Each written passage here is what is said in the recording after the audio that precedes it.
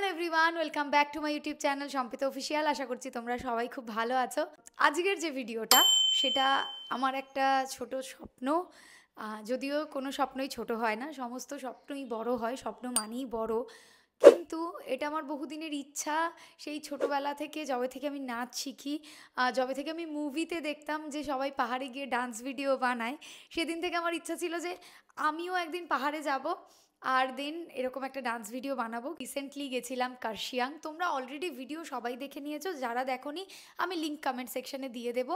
তো যেদিন যেদিন লোকেশন সমস্তটা ঠিক হলো তখন থেকে আমি সমস্ত দেখে নিয়েছি কোথায় কোন ভিডিও করব, কোনটা কার্শিয়াংয়ে করব, কোনটা পাইন ফরেস্টে করব। তো আমার সব থেকে বেশি দরকার ছিল পাইন ফরেস্ট, যেখানে আমি এই জিনিসটা করব। আর কানহা রিসেন্ট পোস্ট হয়েছে, ওটাতেও তাই, মানে এরকম স্কার্ট পরে আমি পাইন ফরেস্টের মধ্যে দিয়ে দৌড়াচ্ছি। হয় না, আমরা আগে থেকেই সমস্তটা ইম্যাজিন করে নিই। 3টে নাগাদ আমি উঠেছি ঘুম থেকে, উঠে মেকআপ করেছি। এখন বাজছে কটা বাজছে?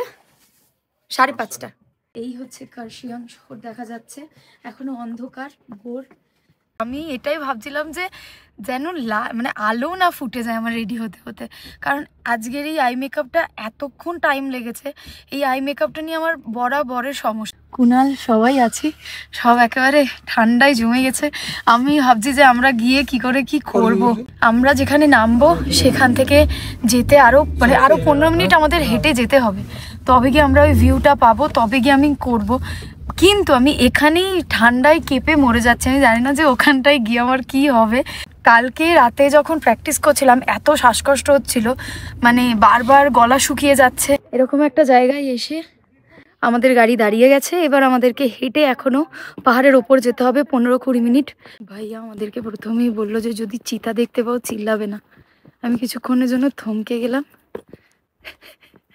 এবারে আমার ভয় ছিল যে ওখানে বাঘ আসবে না তো, চিতা আসবে না তো, যেটা আমি প্রতিটা শর্টসে বলেছি যে কার্শিয়াংয়ে মানে রিসেন্ট, মানে আমরা যেখানে গেছিলাম যেটা হচ্ছে মোস্ট হন্টেড প্লেস সবাই বলে, ডাউহিলেই অ্যাকচুয়ালি এই শ্যুটটা করা। তো সব থেকে বেশি ভয় থাকে যে ওখানে ব্ল্যাক প্যান্থার থাকে।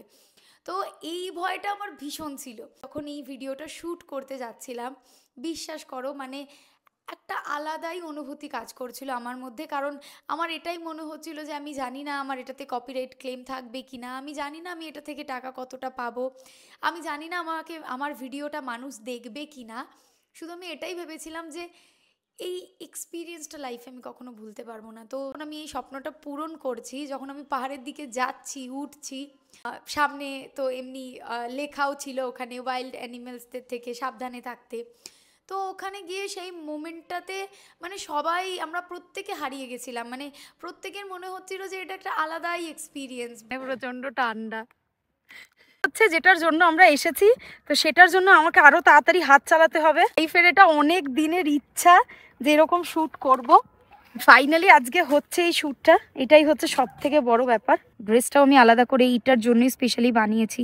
আসার আগে এই দুটো ড্রেস আমি বানিয়ে রিকোয়েস্ট করে, কাকু প্লিজ করে দাও, আমি পাহাড়ে যাবো ডান্স করতে। থ্যাঙ্কস টু গুঞ্জন ভাইয়া, আমাদের যে হোমস্টের যে ওনার, মানে উনি না থাকলে এইখানে আসাটা পসিবল হতো না, কোনো দিন পসিবল হতো না। ভোরবেলায় ভয়ে ভয়ে, কারণ ওখানে আমাদের অ্যালাউ নেই, মানে এখন যাওয়া পুরো বন্ধ করে দিয়েছে। যাওয়ার পরের এক্সপিরিয়েন্সটা মানে মনে হচ্ছিল, মানে হয় না ড্রিম কামস ট্রু, এত বছরের একটা স্বপ্ন। মানে আমি নিজেও জানি না, আমি যখন ফিরে এসেছি মানে তখন আমার মনে হচ্ছে যে আমি একটা, মানে হয় না যে এই স্বপ্নটাই তো আমি দেখতাম, এই টাইমটাই তো আমি ম্যানিফেস্ট করতাম। এই ভিউ পয়েন্টটা আমরা গেলাম, হেভেন ভ্যালি ভিউ পয়েন্ট এটা। তো মনে হচ্ছিল যে হ্যাঁ আমি মানে একটা মানে স্বর্গেতেই আছি। আর এই যে পজিশনটাতে আমি এখন বসে আছি, এটা ভীষণ রিস্কি ছিল। আর আমার বারবার ওই মোমেন্টে মনে হচ্ছিল যে মানে হয় না ডর কে আগে জিত হ্যায়, তো ওই সময়টা মানে আমি আমি আমার মধ্যে ছিলামই না। আমার এখন ফিল হয় যে আমি কি করছিলাম, আমি কেন করছিলাম, আমার মনে যা আসছিল আমি সেটাই, মানে কোরিওগ্রাফি তো আমি করে নিয়ে গেছিলাম, কিন্তু মনে হচ্ছিল যে হ্যাঁ মানে স্বর্গে এসে ভগবানকে, হয় না মানুষ উৎসর্গ করার সুযোগ খুব কম মানুষ পায়, তো আমার মনে হচ্ছিল ভগবান খুব কাছ থেকে আমাকেই আশীর্বাদটা দিয়েছে। এবং এর মাঝে তো অনেক কিছু মানে অনেকটা মজার ঘটনাও হয়েছে। ওখানে গিয়ে আমার মায়ের কথা খুব মনে পড়ছিল, কারণ আমার মা একটা কথা আমাকে বলছিল যাওয়ার আগে যে কোনো দরকার নেই এইখানে পাহাড়ে, শোন যেখানেই ডান্স ভিডিও করতে যাস না কেন সমতল দেখে যাবি। আমি বললাম পাহাড়ে সমতল কোথায় পাবো মা? তো বলছে হ্যাঁ, আমি বললাম সমতল হলে তো আমি এবারে মানে বোলপুরেই শ্যুট করতে পারতাম, মানে আমার তো পাহাড় যাওয়ার কোনো দরকার ছিল না। আমাদের অনেক সময় এটা মনে হয় যে আমাদের স্বপ্নটা কবে পূরণ হবে। এটা হওয়ার একটা কারণ আছে, আমরা বেশিরভাগ মানুষই পাজলড হয়ে যাই, কারণ আমরা না আমাদের নিজেদেরকে একটা লিমিট দিয়ে দিই যে আমাকে মানে ধরো সম্পিতাদি 25-এর মধ্যে এটা অ্যাচিভ করেছে, তো আমাকে 25 বছরের মধ্যেই আমারও এতগুলো সাবস্ক্রাইবার দরকার, বা আমি হয়তো ভাবছি যে ও 30 বছর একটা গাড়ি কিনেছে, বাড়ি বানিয়েছে, আমারও এই এজের মধ্যেই এই গাড়িটা বা বাড়িটা দরকার। তো আমরা ভীষণ মানে নিজেদেরকে লিমিট বেঁধে দিই। আর যখনই আমরা নিজেদেরকে লিমিট বেঁধে দিই তখনই মানে আমরা পাজলড হয়ে যাই, আমরা ফ্রাস্ট্রেটেড হয়ে যাই। যখন অন্যরা ওই বয়সের মধ্যে ওটা অ্যাচিভ করে নেয়, আমরা পারি না, তখন আমরা মানে ডিমোটিভেট হয়ে যাই। যখন আমরা নিজেরা নিজেদেরকে দেওয়া কথা বা নিজেরা নিজেদের যে লিমিটটা দিয়েছি সেটাতে পাস করতে পারি না, আমরা নিজেরাই নিজেদেরকে মানে কি বলবো, ভ্যালু দিই না, রেসপেক্ট করি না, ডিসরেসপেক্ট করি, নিজেরা ভাবি যে তোর দ্বারা তো কিছু হবে না। বাট এটা নয়। হয়তো আমার আগে অনেকে গেছে পাহাড়ে, বা আমি জানি না আমাদের এখানে কেউ করেছে কি না। তো 5000 ফিটে গিয়ে যখন আমি এই ভিডিওটা করছিলাম, হাত পা আমার পুরো জমে গেছে, মানে আমি এত কাঁপছি, এত ঠান্ডা লাগছে আমার। কিন্তু আমার আজও কোনো সমস্যা নেই যে মানুষ কতজন দেখেছে আমার ভিডিওটা, আমার আজও কোনো সমস্যা নেই যে ভিডিওটা 1 মিলিয়ন গেছে কি না, আমি আজও একবারও ভাবিনি যে এইটাতে আমার মনিটাইজেশন অন হয়েছে কি না। কারণ আমি লাইফে এন্ড অফ দ্য ডে সমস্ত কিছু, সব মানুষ মুখ ফিরিয়ে নিলেও আমার কাছে কতটা টাকা থাকবে আমি জানি না, কিন্তু কেউ যদি আমার কাছে লাইফের এক্সপিরিয়েন্স জানতে চায়, আমার ডান্সের এক্সপিরিয়েন্স জানতে চায়, আমি তো মানে ভীষণ খুশি হয়ে মনে হয় এগুলো শেয়ার করবো। এই যে মজার সিনগুলো তোমরা দেখলে, আমি ভীষণ খুশি হয়ে শেয়ার করব, এবং হয়তো সেদিন আমার চোখে আবারও জল আসবে। যে অ্যাকচুয়ালি অনেকেই হয়তো এটা ভাবতে পারে যে কথায় কথায় কেন চোখে জল আসে।